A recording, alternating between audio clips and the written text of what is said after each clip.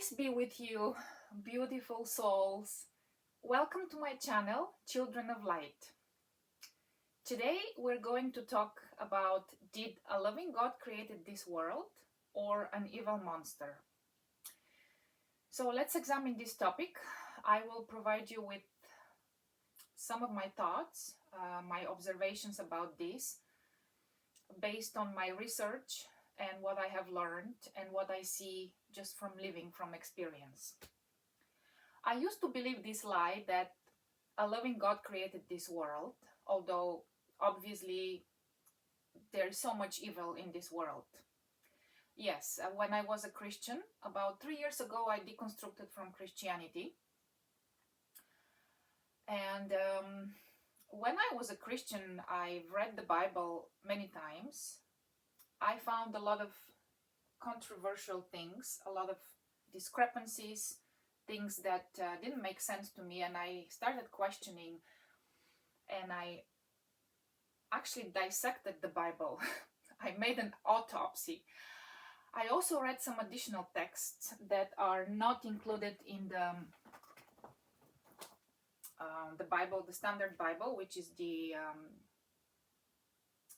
just a second. You know how there are two Bibles? One is the Catholic and the other one is the Protestant. So I have the Protestant Bible, which contains 66 books. So I also read the additional apocryphal books that are not included in the Bible. From this book, the Sepher. I'm not sure if you can see this into the camera. Oh yeah, it shows. Okay, yeah. Sorry guys, I'm new to this. I'm learning how to film videos. This channel is very new, so please forgive me if I'm making some stupid mistakes. So this book contains many more books than the Protestant Bible. So I've read the Book of Jubilees, included here, the Book of Enoch, the Book of Jasher. I've read a few other books. Anyways, this is not important. The main thing is that I examined, I researched, I looked for answers because things didn't make sense to me. And I'll tell you what didn't make sense to me in particular. Some of the things though. When I was reading the Old Testament, all those wars that were happening, whether it's true or not, that's a different topic, but in the Old Testament describes how this so-called God, Yahweh, Jehovah, whatever you want to call that pretender God, commanded the Israelites to go and fight and kill innocent people in the so-called promised land of Israel, where innocent people were living there peacefully, not doing any harm to anybody. Apparently they didn't worship this Yahweh, so they were evil, they had to be annihilated. And so I said, wait a minute, if God loves everybody, if God created us, everybody, how come, first of all, how come he's favoring some people and not others, and he's labeling people evil just because they don't worship him, they don't follow his commandments and whatever. So that was a big red flag. And then the other one was the animal sacrifices, all that bloodshed that God created and demanded animal sacrifices. And there is a description in the Old Testament which is very gruesome, how to kill the animal, how to process it and extract the blood and sprinkle the blood on the temple or on the tent. So it was repulsive and disgusting and very cruel. Just again, it doesn't make sense that God created all creatures, the animals, and then he wants them to die for our sins. They're innocent. They haven't done any harm to anybody, particularly peaceful animals like cows, sheep, goats, that are not dangerous and not harmful to anybody. They had to be sacrificed, slaughtered, bloodshed for this so-called God to please him and to burn the flesh of those animals. And apparently this is pleasing aroma to this god. I don't understand. That was a big red flag to me. How can a burnt flesh be pleasing aroma? So I don't know, but this god must have very bad taste about smells and aromas and all that. So that was another one. And then also the controversial thing about the Ten Commandments. So he, in one of the commandments says, do not kill. But then this so-called God, Yahweh, Jehovah, commands the Israelites to kill all those people and kill all the animals for sacrifice. So that doesn't make sense. And then another thing didn't make sense to me is that God required possessions, things. He told the Israelites to give him so much of that, the spoil from the war when they were conquering and killing all those people that were living in the land in Israel. And he needed virgin girls and all that. There are many. I will not get into details about that now. But that was just a red flag to me. And I started looking more deeply and searching. So I came across the works of Mauro Biglino, who is, he was a translator of the Vatican, approved translator for interlinear Bibles. I don't know if you're familiar with interlinear translation, but that is from Hebrew. Mainly he was translating from Hebrew, Greek also, because the New Testament is written mainly in Greek, and also some from Latin. He was translating into Italian. He's an Italian guy. So Mauro Biglino came across a lot of evidence that things were mistranslated in the Bible. Words like Elohim, which is a plural word and does not mean God. Other words. I have a book from Mauro Biglino called Gods in the Bible. And I have the Naked Bible. I've read the Naked Bible. Just a second, I will show you.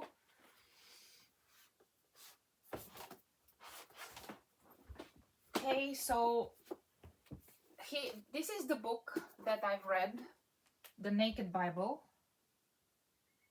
And this is another very good book from Mauro Biligno, Gods of the Bible, where he describes all those entities, all those Elohim, which is a plural word, and they're different of many of them in the Bible, and he's just explaining what all the words mean and everything. So anyways, Mauro Biglino came into the conclusion and evidence that the Bible does not talk about God.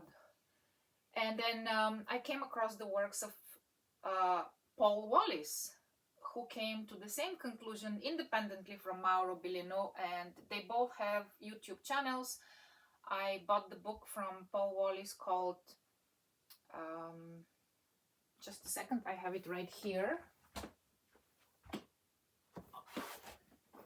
It's called The Eden Conspiracy. Let's see. Here. Okay. So I partially read this book, but I know that I got the concept. I know what this is about.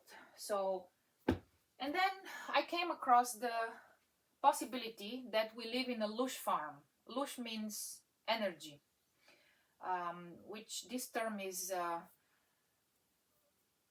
this term comes from Robert Monroe, who he was coming out of his body or astral projection, and he found that our energy is extracted.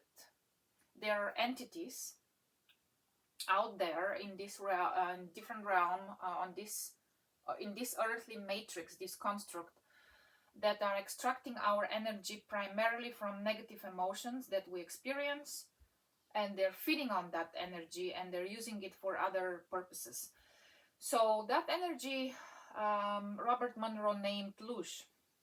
So I came across that information, and I've been researching this Reincarnation Soul Trap for about 6 months now, if not more. So if you want to know more about the Reincarnation Trap, Soul Trap, I recommend you to look into the works of Isabella Greene. Primarily first Robert Monroe. I think he's the pioneer in that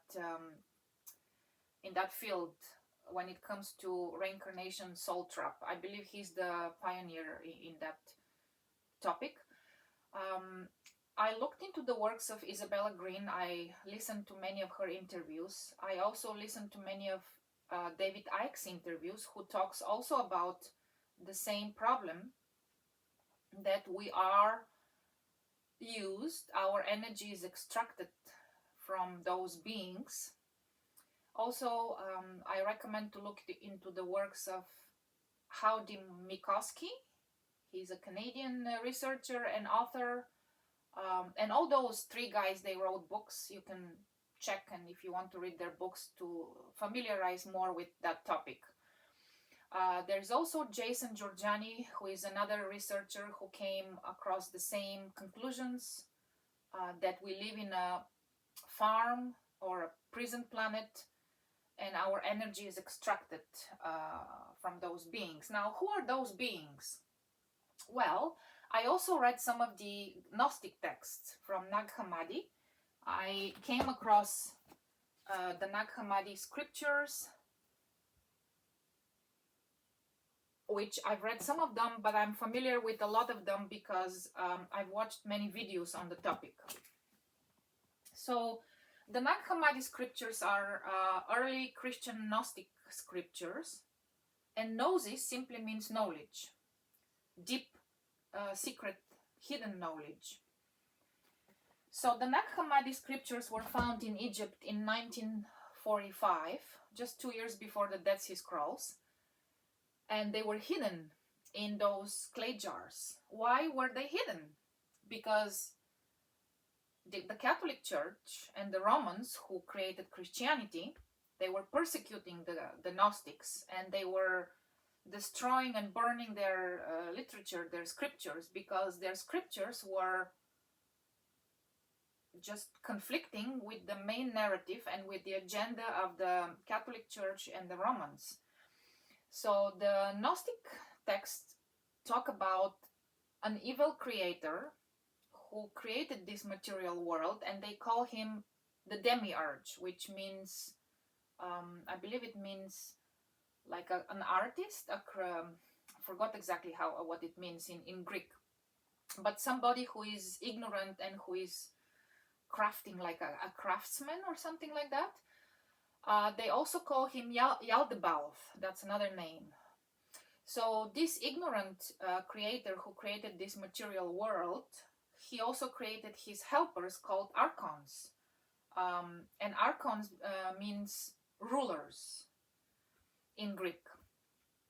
So those archons, in Christianity, I believe they could be seen as demons or evil spirits or fallen angels or something like that.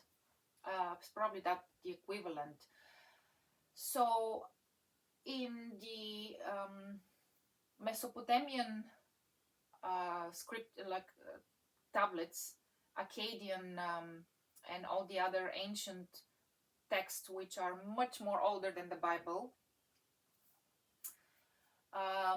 they call them the Anunnaki. So you can also look into the work of Zachariah Sitchin, who talks about those beings. They are called those who came from the stars in the Akkadian and Mesopotamian scriptures, clay tablets, cuneiform tablets. They're called Anunnaki, those who came from the stars.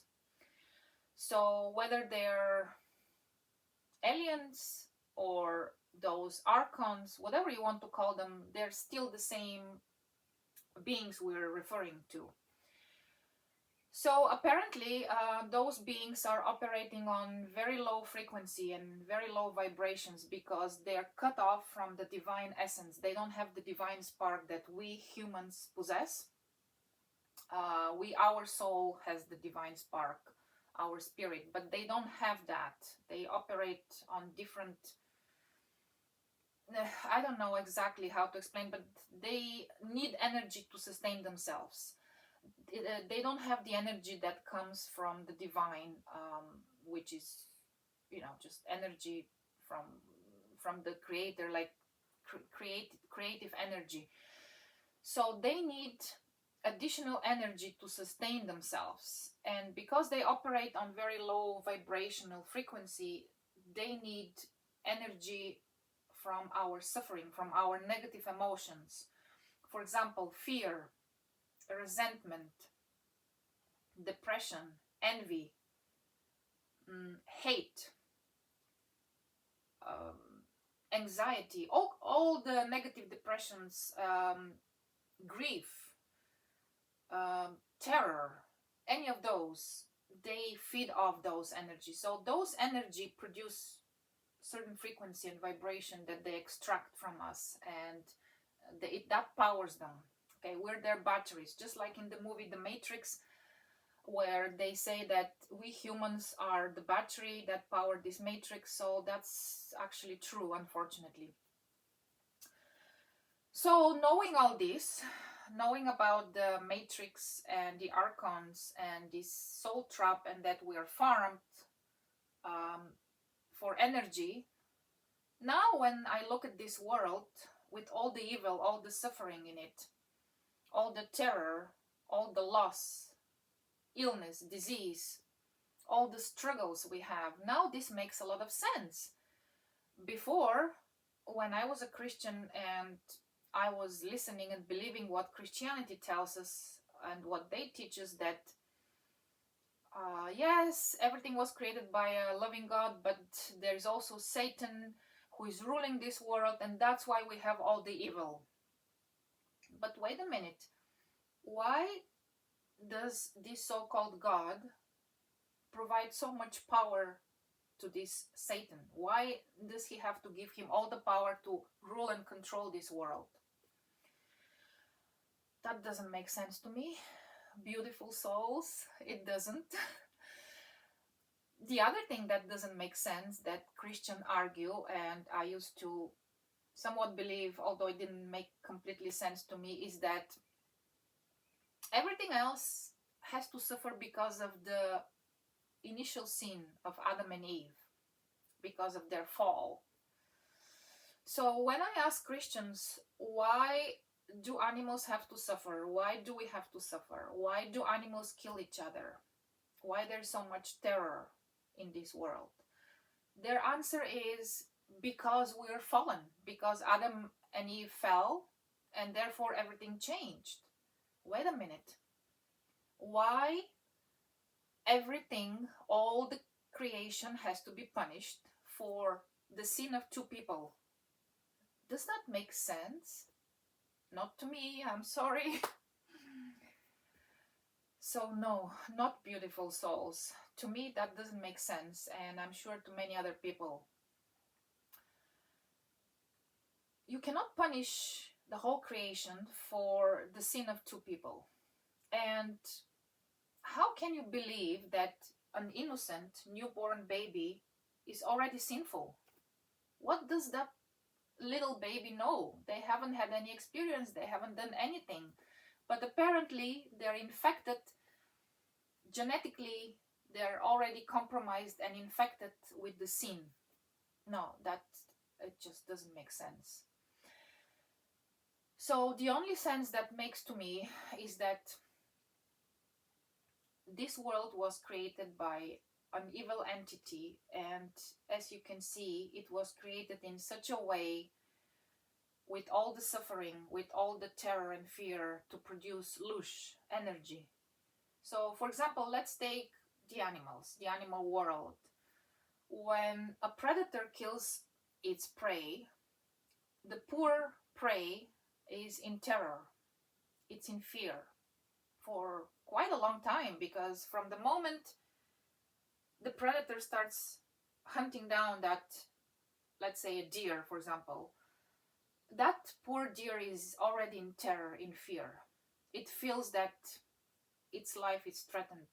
So there you go, the Loosh starts, the production of energy already starts there. And then the lion or whatever wolf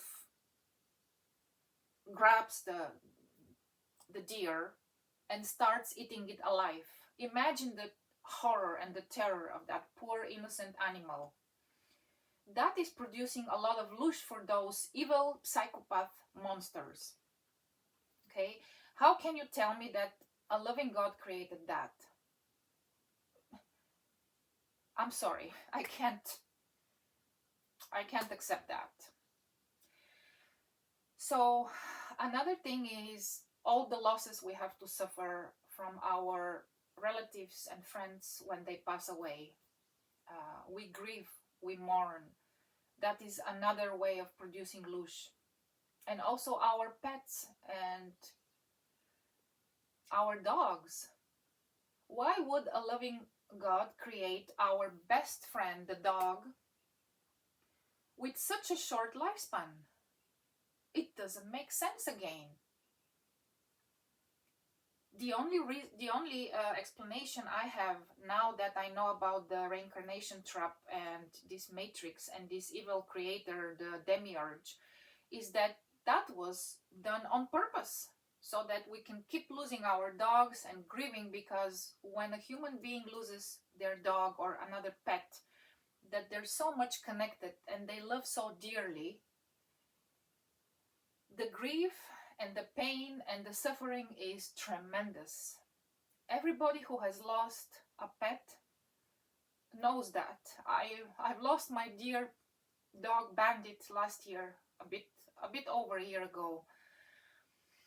I was absolutely devastated. I still grieve to this day. I cannot overcome the grief. The loss is absolutely tremendous. The pain is undescribable. Anybody who has lost a dog, they know, because dogs are so precious. They're so special, they're innocent, they love us unconditionally. And I'm not saying that dogs are more valuable than humans, although that could be the case. But they are always with us. They're by us, supporting us, understanding us, loving us, protecting us, helping us.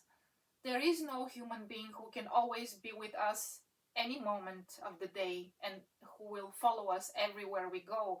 We humans, we have our own lives. We are selfish. Dogs, they live for us. They live to please us. And when you develop this strong connection with your dog and it becomes like your child, you raise that little cute puppy, you train it, you live with that being for whatever years that might be, 10, 12, 14 years. My dear Bandit died at age of 14. And the loosh production is huge, enormous. So don't you see how this is done on purpose? Everything in this world is structured in a way to produce suffering, grief, pain, distress, frustration. I don't see any person in this world who has a rosy life. Yes, some people have better lives than others, but overall, all beings are subject to suffering, pain, aging, diseases, loss, grief. Especially people who live in war zones. And right now in 2026 we see the wars going in Middle East and Ukraine and Russia. Imagine living in that zone. Imagine the suffering, the pain, the terror, the insecurity you live every day. And all the loosh production that is extracted from all that suffering and terror. So now, do you understand that this world was created on purpose the way it is? I hope you can see that. And please, dear people, I'm not attacking any faith, I'm not attacking anybody. I just want to bring awareness about the reality we live in. You can believe what you want, for sure. Everybody is entitled, everybody is free, and we have free will to believe and accept what we think is the truth. But in this case, the truth is so obvious. It just screams at us. And I know many people choose not to trust, not to accept the truth, because the truth is so cruel and discomforting, and it's so depressing. I know it's so negative. But it's still important to know the truth. Because, dear souls, the truth will set you free. But first, it will discomfort you, it will shake you, it will scare you, and it'll put you in a very lonely path, on a very lonely path. And that is very scary to most people. Most people are not willing to take that lonely path. They're not willing to be on their own, to stand on their own, because it takes nothing to join the crowd, but it takes everything to stand alone. I personally rather be discomforted by the truth than comforted by lies. I know that many people, probably most people on this earth, prefer the comfort that they already know, the things that they know, the familiar. They prefer to live in their comfort zone, even though deep down they may doubt, they may realize that that may not be the truth, but they're comfortable, they're afraid, because if they come out of that zone, if they change their belief, they will go against the grain, against the flow, against the current. So they might come against their family, friends, and anybody else, and they may come into conflict with them. So that is very scary for many people, and I understand. I don't judge anybody, I don't blame anybody. I just want to point that, just bringing awareness, and you can think about it and see what you can decide about. So this topic of today is a bit controversial, but that is okay. I would like to know your thoughts, what you think about this topic and how you feel about that. And again, I don't want to offend anybody. I'm not saying anything judgmental. I'm just bringing some thoughts and observations, and I would like to know what you think about it. I would appreciate if you put in the comments your thoughts, and I will answer every comment. I read every comment, so that would be greatly appreciated. So I guess for now that will be the end of our video. I might make another video on similar topic, on this topic, maybe more broader, with more materials, with more evidence and all that. Now this is just a general kind of throwing out there the thought of it. I just want to provoke people to think, and I want to ask everybody to question everything. We should be questioning everything. We should not be blindly believing, like Christianity and all religions asks us to blindly believe just because somebody tells us, or some book is telling us to believe. I used to believe, I used to have faith, blind faith. As Christianity says in the Bible, there is a scripture that says, we walk by faith and not by sight. I used to do that. I used to walk by faith and not by sight, and the sight is the evidence. But now I'm walking by evidence, by what I see, what makes sense, not just by blind faith, what somebody is telling me. I refuse to be programmed and lied about. I want to find for myself. I don't want to be brainwashed to believe something just because I was told so. So yes, ask questions, analyze, think critically, and don't let anybody fool you and brainwash you. Thank you very much for spending the time with me. I wish you all the best. Much love to you and peace.